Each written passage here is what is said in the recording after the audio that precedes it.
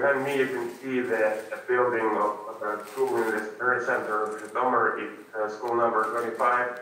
We're something about 300 meters from the city capital, and it was ruined, it was bombed. There was a rocket here, and these rockets were shot by Russia.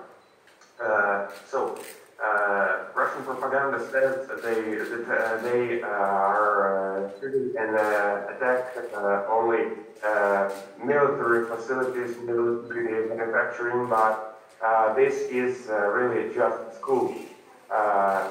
From the 24th of February, there were a huge number of attacks of all cities in Ukraine.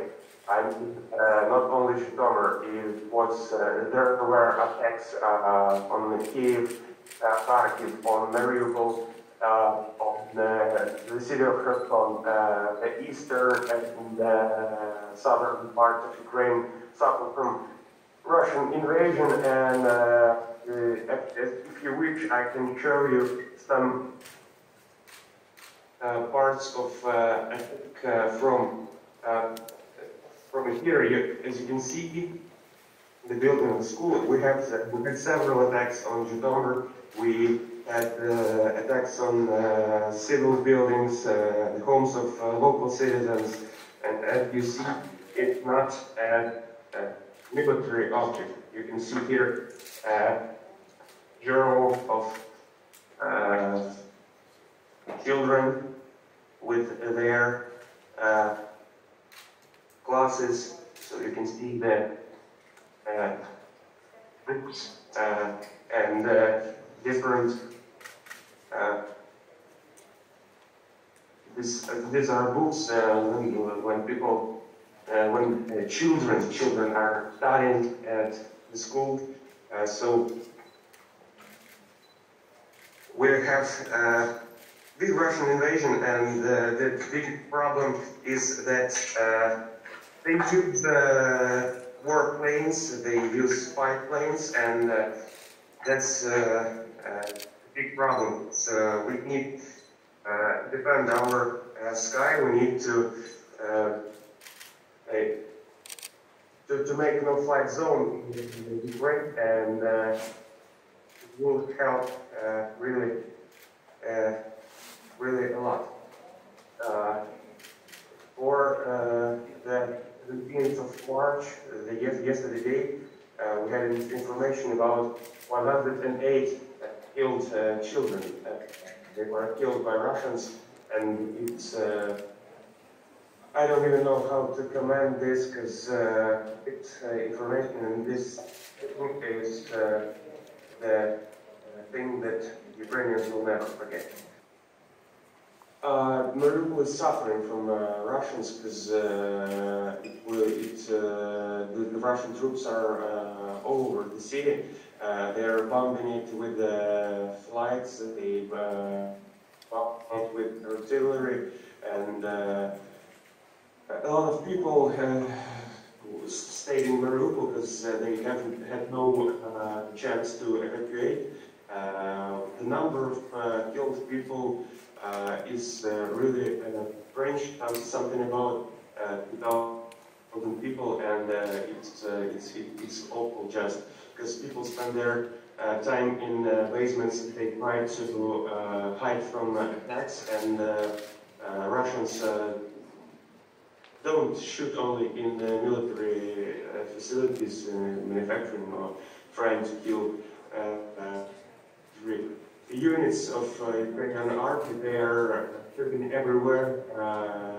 Yes, we had a shoot in Mariupol in the theater.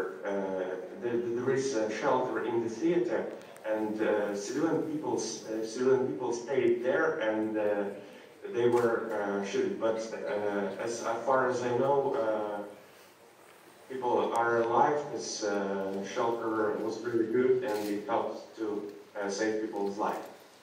I don't understand your question. You mean that our soldiers are hiding inside buildings? Yep. this is totally Russian propaganda, and our militaries are in the fields. They're fighting with Russians, with Russian occupants, and in this building where it was hit were just 3 people. The director of the school or somebody from management and 2 guards of this school. We heard the situation that we have air attack and they moved to the shelters. Only 3 people were here in this building. There were no soldiers. Soldiers are fighting. They don't hide. In Zhytomyr, the situation is good because stores and supermarkets are open, but we have a lot of humanitarian in Zhytomyr. Our local authorities try to give this humanitarian aid and food and warm clothes to people who need this, and we have people from Makaryev, is a city in Kiev region. It was all ruined by Russians, and have a lot of people who evacuate from there. They spent something about 2 weeks in basements. Can you just imagine this? People were not, they had no possibility to see the sky, see the sun. They spent 2 weeks, 14 days in basement. And they are moving to the summer, and we are trying to evacuate them to the western part of Ukraine or abroad. In Zhytomyr, we have, as I told you, we had a little bit cool situation because we're 130 kilometers from Kiev.